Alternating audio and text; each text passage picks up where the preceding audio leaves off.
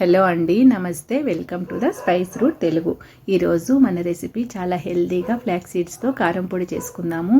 ఇక నేను 1 cup flax seeds తీసుకున్నాను. మనం ఏ కప్పుతో అయితే సీడ్స్ తీసుకుంటామో అదే కప్పుతో మిగిలిన ఇంగ్రీడియంట్స్ అన్నీ తీసుకోవాలి.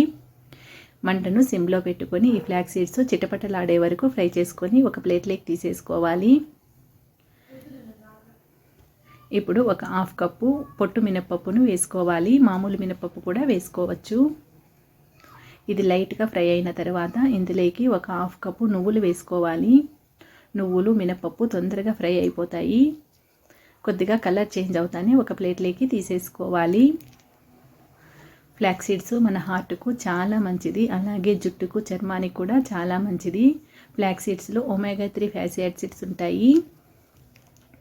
అలాగే వెయిట్ లాస్ కావాలనుకునే వాళ్ళు కూడా ఈ ఫ్లాక్స్ సీడ్స్ తీసుకుంటే తొందరగా బరువు తగ్గుతారు. ఇప్పుడు ఇందులోకి ఒక 1/4 కప్పు ధనియాలు వేసుకోవాలి. అందులోకి 1 టేబుల్ స్పూన్ మిరియాలు, 1 టేబుల్ స్పూన్ జీలకర్ర వేసుకోవాలి. ఇవి మంచి సువాసన వచ్చే వరకు లో ఫ్లేమ్లో పెట్టుకొని ఫ్రై చేసుకోవాలి.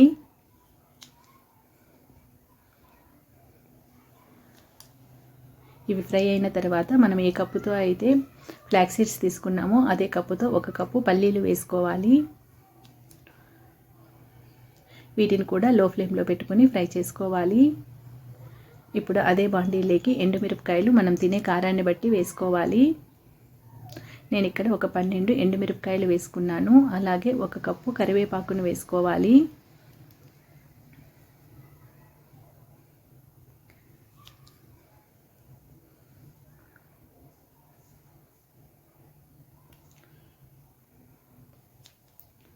ఈ కరివేపాకు బాగా డ్రై అయ్యే వరకు ఫ్రై చేసుకొని ఒక ప్లేట్లోకి తీసేసుకోవాలి.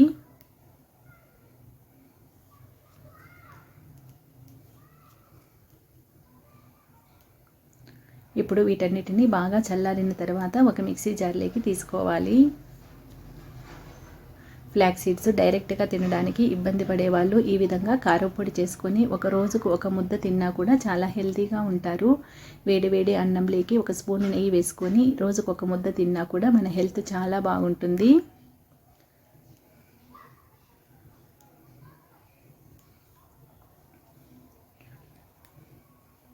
ఈ ఇంగ్రీడియంట్స్ అన్ని వేసుకొని ఒకసారి పొడి పట్టుకున్న తర్వాత ఇందులోకి కొద్దిగా వెల్లుల్లిపాయలు కూడా వేసుకొని పొడి పట్టుకోవాలి.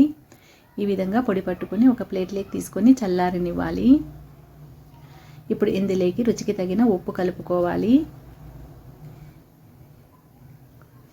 అంతేనండి, ఎంతో టేస్టీగా ఉండే ఫ్లాక్స్ సీడ్స్తో మనకు కారం పొడి రెడీ అయిపోయింది.